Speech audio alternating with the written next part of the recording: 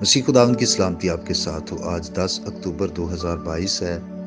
متی کی انجیل کا آیت بائت تفسیری مطالعہ کے سلسلہ میں آج ہم دیکھیں گے متی کی انجیل کا 12واں باب 46ویں اور 47ویں آیت، جس میں یہ لکھا ہے: جب وہ بھیڑ سے یہ کہہ ہی رہا تھا تو دیکھو اس کی ماں اور بھائی باہر کھڑے تھے اور اس سے بات کرنا چاہتے تھے۔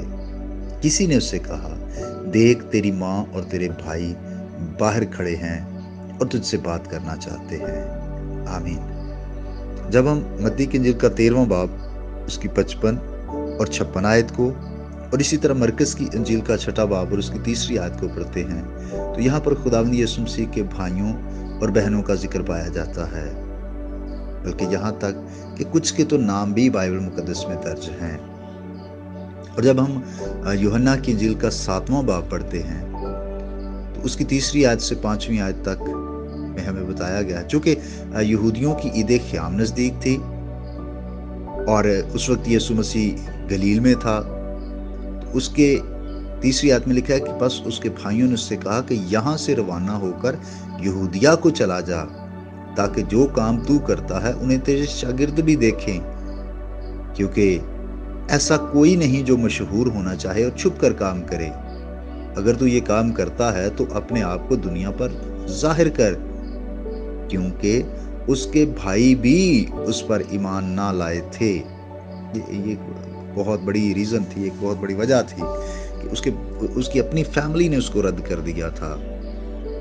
اور جب ہم مرکز کی انجیل کا 3 باب اور اس کی 21ویں آیت کو پڑھتے ہیں تو وہاں پر خداوند یسوع مسیح کے خاندان کی طرف سے، اس کے عزیزوں کی طرف سے یہ الزام لگا کہ یہ بے خود ہے، یعنی یہ ہوش میں نہیں ہے۔ بھائی اور بہنوں، مسیح خداوند کو اپنوں ہی نے رد کیا اور اس کو قبول نہ کیا۔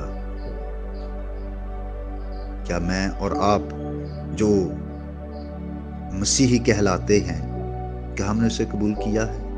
کہیں ایسا تو نہیں کہ ہم اس کو رد کرتے ہیں۔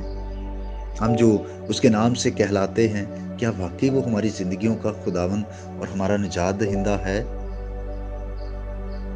کہیں ایسا تو نہیں کہ ہم مسیح خداوند سے دوری اختیار کیے ہوئے ہیں اور اس سے دور ہی زندگی گزار کے خوش ہیں، مطمئن ہیں؟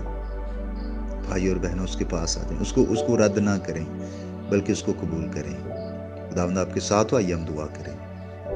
اب آپ ہم تیرے بیٹے یسوع مسیح کے نام سے تیری شکر گزاری کرتے ہیں کہ تو نے دنیا سے بے حد پیار کیا اور تو نے ہماری خاطر اپنے اکلوتے بیٹے یسوع مسیح کو اس دنیا میں بھیجا۔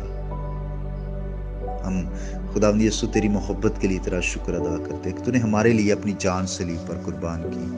ہم پاک روح کے لیے بھی شکر گزار ہیں، جو ہمیں سکھاتا ہے، جو ہمیں سمجھاتا ہے، جو بر وقت ہماری رہنمائی بھی کرتا ہے۔